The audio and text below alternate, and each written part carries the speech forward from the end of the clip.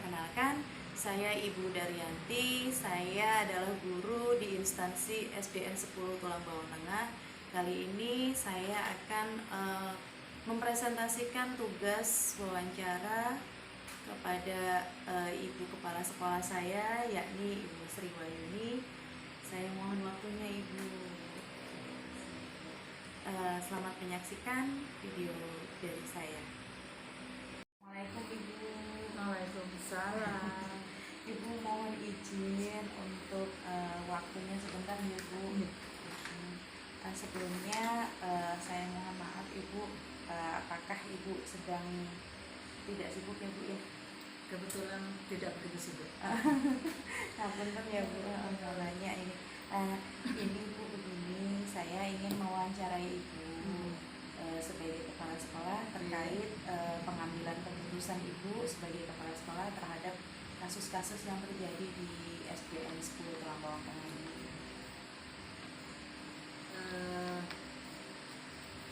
Dalam hal pengambilan keputusan, misalnya ada kasus di sekolah kita, kalau saya ini dulu, jangan langsung menyalahkan, tapi kita telusuri apa sih penyebabnya, apa sih penyebabnya, kenapa bisa terjadi. Kita minta klarifikasi dari si pelakunya, kemudian kita dengarkan dengan seksama. Kalau memang kejadian itu menurut kita kok terlalu salah banget gitu ya, perlu kita telusuri, kemudian kita cari solusinya. Jangan langsung kamu salah, tidak, tapi kita beri pengertian dulu, karena kalau itu salah ya jangan diulangi lagi kedepannya, lebih bagus lagi. Dan perlu juga kita diskusi dengan guru-guru yang lain, terutama kalau yang kasusnya di anak-anak, ya perlu kita cari pendapat, kita dengarkan pendapat dari wali kelasnya, karena wali kelas kan setiap hari tahu keseharian anak tersebut. Untuk tindak lanjutnya ya perlu kita dampingi anak itu, jadi anak biar juga tumbuh kepercayaan diri. Kedepannya pokoknya perlu dibimbing biar hal itu tidak akan terjadi. Semangat. Jadi anak juga merasa, oh aku diperhatikan oleh guru saya. Jadi nanti merasa kasih sayang kepada temannya, dan hal-hal yang sekiranya negatif dan tidak bagus besok tidak akan terjadi. Iya Bu, ya baik, alhamdulillah ya, luar biasa Bu. Dari apa yang Ibu paparkan tadi, kita saling merangkul ya. Benar. Saya langsung ngejudge ke anak-anak. Itu salah, apalagi memberi atau menyalahkan anak itu di depan teman-temannya.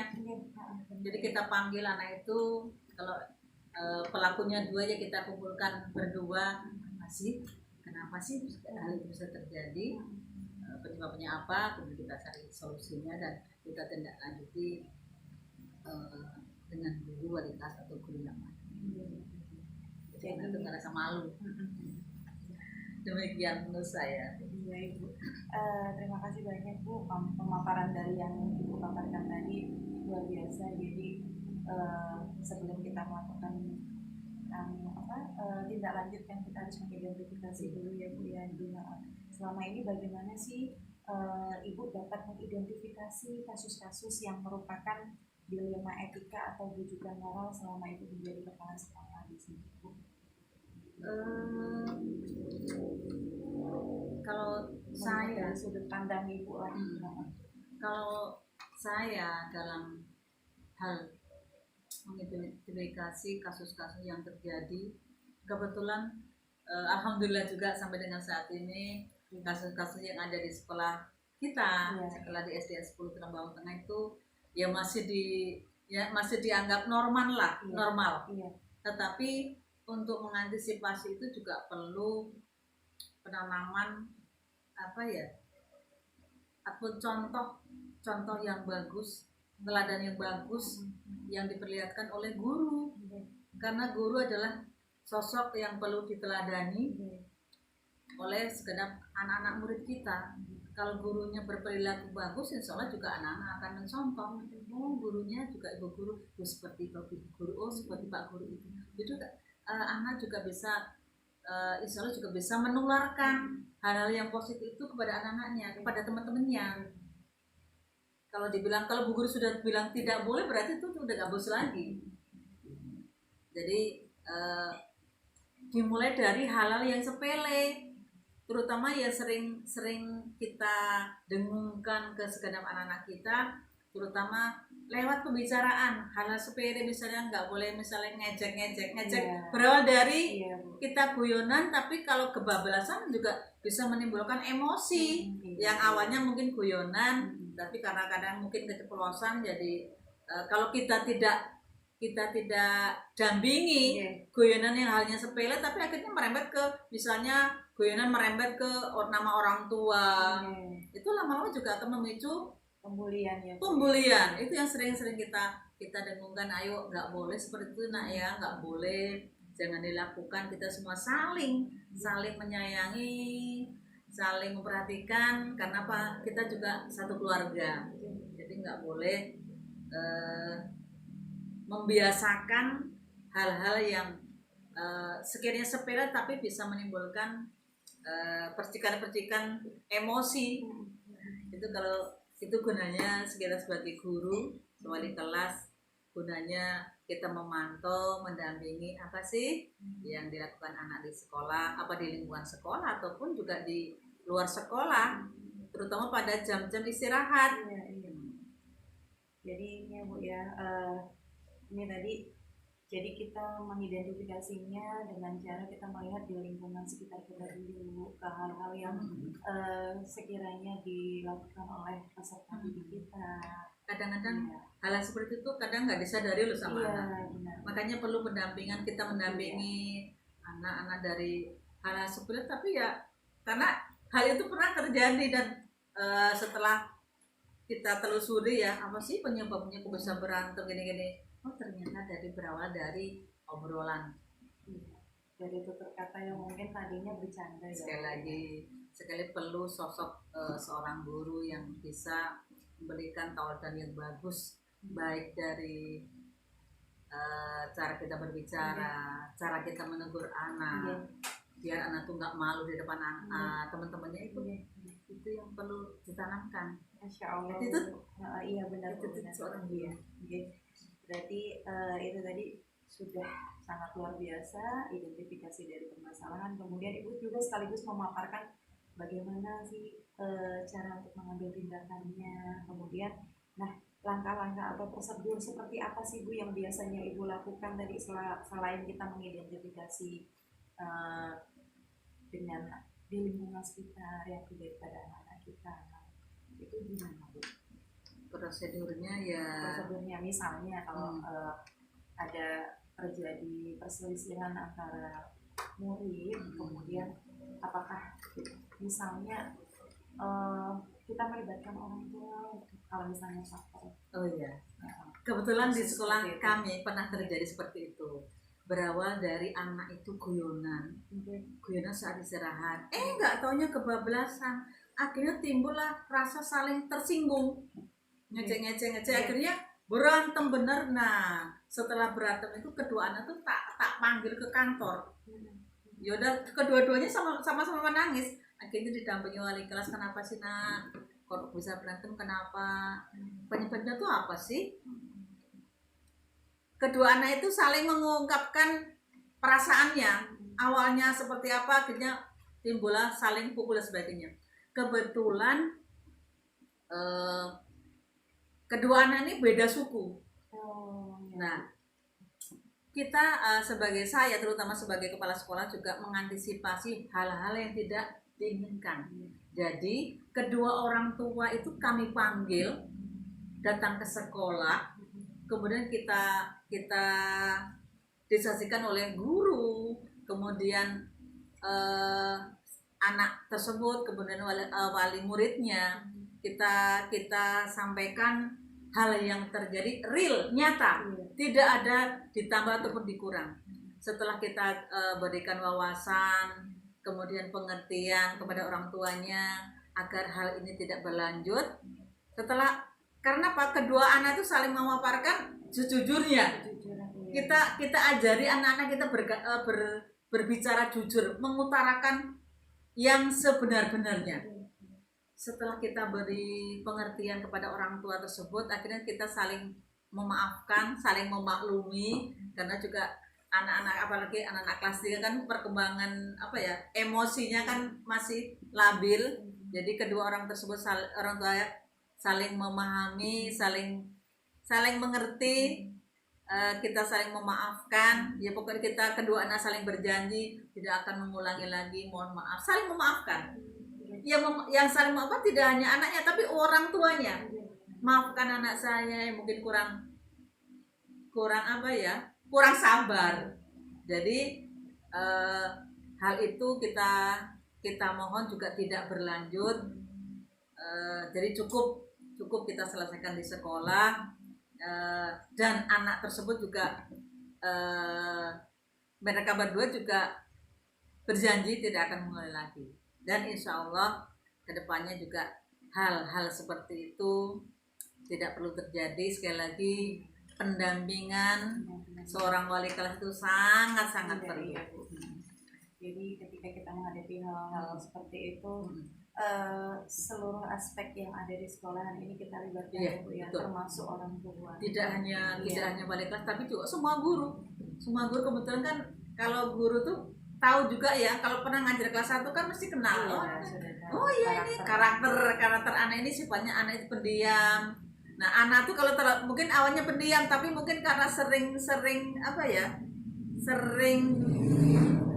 kasarannya sering bejek ya, lama-lama mungkin juga dia bisa mengungkapkan emosinya. Nah, hal seperti lagi sebagai orang tua perlu rasa kasih sayang dengan sentuhan kata-kata. Jangan seperti itu. Nggak boleh langsung emosi, nggak boleh. Jadi jangan langsung fisik yang maju, tapi kita melatih kesabaran. Jadi anak jangan terlalu emosional. Jadi jangan hanya ingin menang sendiri, tapi juga kita perlu memahami perasaan anak itu. Kenapa hal itu terjadi, ya itu tadi. Sebagai seorang guru juga kita harus bisa ngomong semua anak. Karakter anak tuh bermacam-macam. Ini sifatnya dia pendiam. Temperamen. Ini terlalu usil. Guru harus bisa ngomong anak-anak dari berbagai macam sifat tadi. Dan sekali lagi perlu juga kolaborasi, tidak hanya guru dan murid, tapi juga perlu kolaborasi dengan wali murid biar tidak terjadi salah paham. Itu cara kami juga dalam hal menyelesaikan sebuah masalah. Alhamdulillah masalah itu tidak berlanjut, jadi cukup di hari itu selesai dan berteman lagi. Dari hal-hal yang tadi dipaparkan ya Bu, ya, selama ini apakah ada tantangan sih Bu ketika mengambil keputusan kita menghadapi suatu masalah? Tantangannya kira-kira apa sih Bu? Tantangannya itu atau mungkin dari aspek internal kita, atau mungkin aspek dari eksternal. Tantangannya dalam hal menyelesaikan sebuah masalah itu tantangannya apa ya? Menemui tidak tantangan itu? Alhamdulillah tidak. Tapi memang rasa ngomong itulah perlu dipupuk tuh. Ngomong sebagai seorang guru bisa ngomong anak, bisa memahami. Jadi anak itu perlu tidak hanya dikasih ilmu tok, tapi perlu diberi kasih sayang dengan sentuhan. Kalau anak kurang pas menurut gurunya, perlu kita sentuh. Dengan sentuh itu anak merasa juga, berarti ibu itu merhatikan saya. Seakan-akan juga, seperti ibu saya. Jadi kalau anak itu kira-kira berbuat salah juga, dia juga tidak akan malu meminta maaf. Karena apa? Dia merasa, saya salah. Nah, rasa itulah, rasa ngomong itulah yang perlu kita pupuk. Karena apa? Tidak bisa dipungkiri ya, dengan kemajuan teknologi juga akan menimbulkan egoisme yang tinggi. Makanya itu perlu kita dampingi anak-anak kita. Tidak ada bosan-bosannya seorang guru selalu mengarahkan anaknya, ayo nak, timbulkan rasa kasih sayang, persaudaraan, tidak hanya di kelas tapi juga di lingkungan sekolah ini, saling menyayangi. Lewat apa? Ya lewat tutur kata kita yang bagus, karena mungkin emosi itu bisa tersulut ya, karena mungkin berawal dari hal-hal yang mungkin tidak terasa kita dari omongan itu tadi. Dari omongan. Iya. Masya Allah Bu, percakapan kita pada siang hari ini luar biasa dampaknya bagi saya. Jadi menambah wawasan saya bagaimana sih cara untuk menangani ketika kita itu menghadapi suatu dilema, suatu masalah. Terima kasih banyak Ibu. Sama-sama. Untuk segala kesempatannya, kemudian untuk kesempatan pada siang hari ini kepada saya, kemudian untuk memberikan wawasan lebih lagi kepada saya. Kemudian Ibu, pertanyaan terakhir dari perbincangan kita siang hari ini, hal yang paling berkesan Bu, hal yang paling berkesan dari permasalahan-permasalahan yang ada pada SDN 10 Timur. Hal yang berkesan itu kebetulan di sekolah kita juga pernah mengalami sebuah kasus yang sangat berkesan, yaitu 2 anak berkelahi. Satunya anak itu terlalu introvert, pendiam, satunya bawel.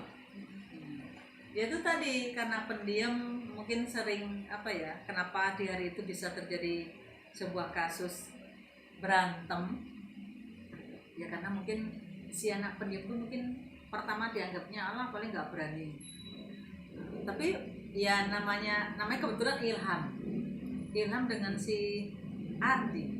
Nah, Ilham itu anak pendiam. Nah, karena suatu saat anak yang pendiam itu kok bisa timbul keberanian untuk melawan.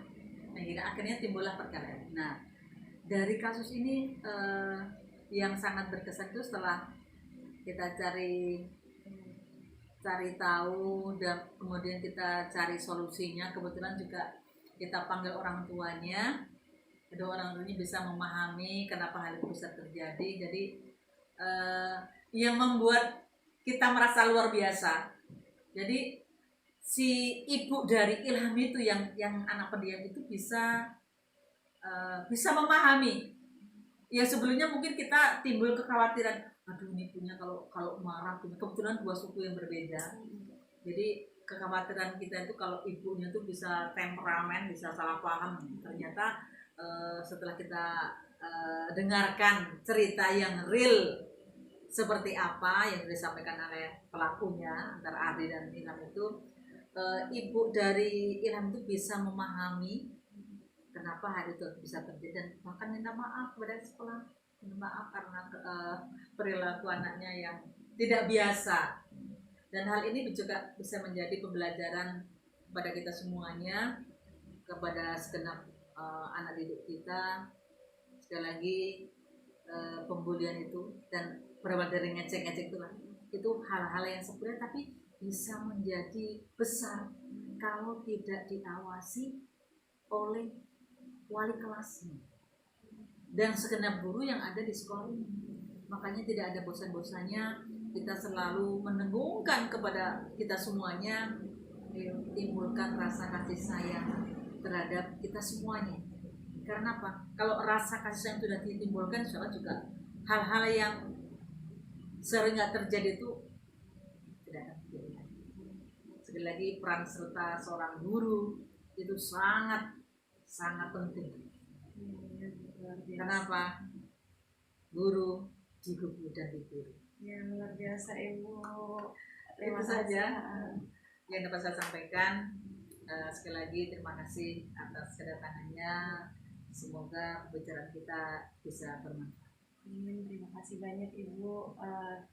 Terima kasih atas perbincangan kita yang cukup eh, sangat bermakna buat saya, Bu. Terima kasih. Ternyata eh, dari hal-hal yang Ibu paparkan tadi begitu banyak hal-hal yang belum saya temui dan menjadikan eh, penambahan wawasan bagi saya agar saya kedepannya lebih baik lagi. Dan terima kasih sudah menyempatkan waktunya Ibu untuk kegiatan penugasan pada program guru penggerak yang saya laksanakan ini. Sekali lagi terima kasih banyak Ibu, semoga bermanfaat untuk saya pribadi tentunya. Ya. Assalamualaikum warahmatullahi wabarakatuh. Perkenankan saya Ibu Daryanti, saya CGP Angkatan 11. Instansi saya yakni di SDN 10 Tulang Bawang Tengah. Pada kesempatan kali ini saya akan mewawancarai Ibu Kepala Sekolah dan saya akan melaksanakan tugas modul 3.1.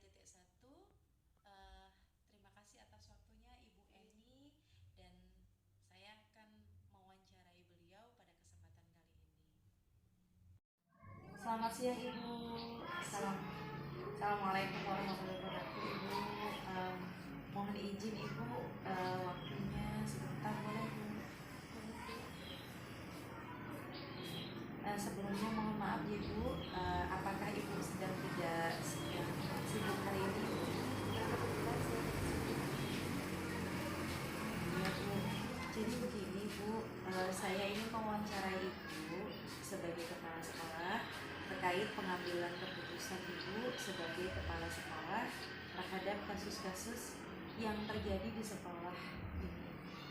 Silakan Bu.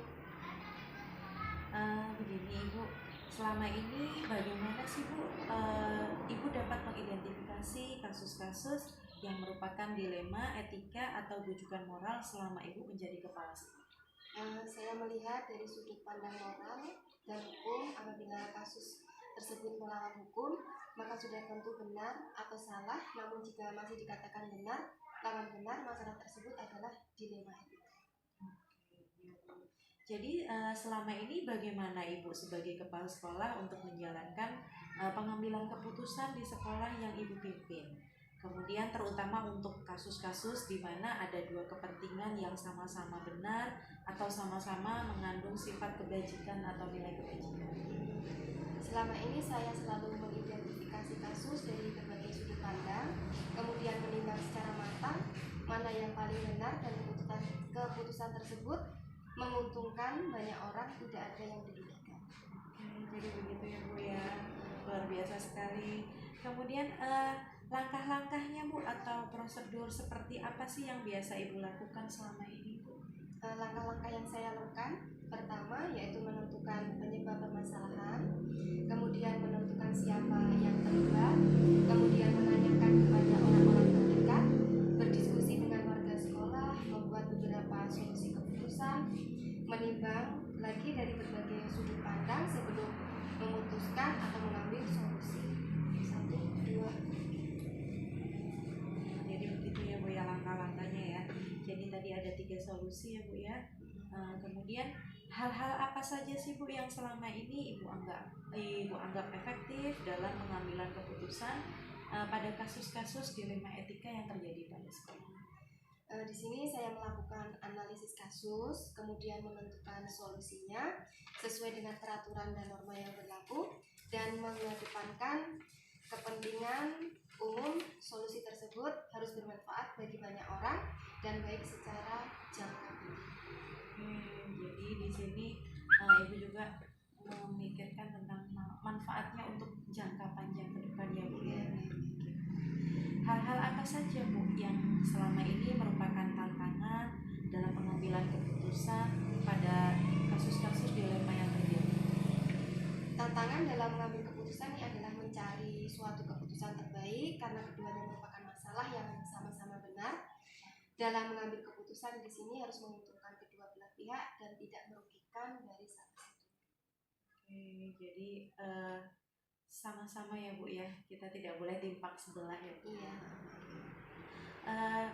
Jadi baik, apakah Ibu memiliki sebuah tata kala atau jadwal tertentu, Bu, dalam sebuah penyelesaian kasus dilema etika? Kemudian apakah Ibu langsung menyelesaikannya di tempat itu atau memiliki sebuah jadwal untuk menyelesaikannya, bentuk atau prosedur seperti apa sih yang Ibu jalankan? Nah, di sini untuk memutuskan masalah yang ringan, biasanya bisa saya langsung putuskan. Tapi jika masalah itu berat, saya akan melakukan sesuai dengan langkah-langkah yang disebutkan sebelumnya, yaitu tentang menentukan penyebab permasalahannya, kemudian menentukan siapa yang terlibat, menanyakan kepada orang-orang yang terdekat, berdiskusi dengan warga sekolah, membuat beberapa solusi keputusan, dan menimbang lagi dari berbagai sudut sebelum memutuskan ataupun mengambil sebuah solusi. Oke, ya Bu, luar biasa. Jadi langkah-langkah yang tadi Ibu ambil, kemudian rincian-rincian pemaparan yang Ibu sampaikan ini tadi. Nah, adakah nggak sih Bu ini seorang atau faktor-faktor apa yang selama ini mempermudah atau membantu Ibu dalam mengambil keputusan dalam kasus-kasus dilema etika ini? Dalam mengambil keputusan di sini saya selalu mengajak warga sekolah, stakeholder, wali murid, atau juga orang-orang yang mempunyai kedekatan personal dengan orang yang mengalami permasalahan. Nah, hal ini akan banyak membantu saya dalam mencari alternatif dan solusi. Iya Bu, berarti melibatkan banyak pihak ya Bu ya, yang terkait. Jadi tidak hanya kepada murid atau tapi bisa segala aspek yang ada di sekolah ini ya Bu ya. Luar biasa Ibu. Jadi langkah-langkah yang Ibu ambil, kemudian apa yang Ibu paparkan tadi luar biasa. Kemudian dari semua hal yang telah disampaikan, pembelajaran apa sih yang Ibu petik dari pengalaman Ibu dalam mengambil keputusan di dilema etika? Pelajaran yang saya petik di sini, saya jadi lebih bijaksana dalam menganalisis sebuah permasalahan, dapat mencari alternatif untuk dijadikan pertimbangan, menentukan solusi yang tepat dan terbaik. Baik Ibu, terima kasih Ibu atas waktunya dan kesempatannya. Alhamdulillah saya sekarang mendapat banyak pengalaman baru tentang bagaimana cara mengambil keputusan sebagai pemimpin. Terima kasih atas waktunya dalam kesempatan siang hari ini. Mudah-mudahan apa yang wawancara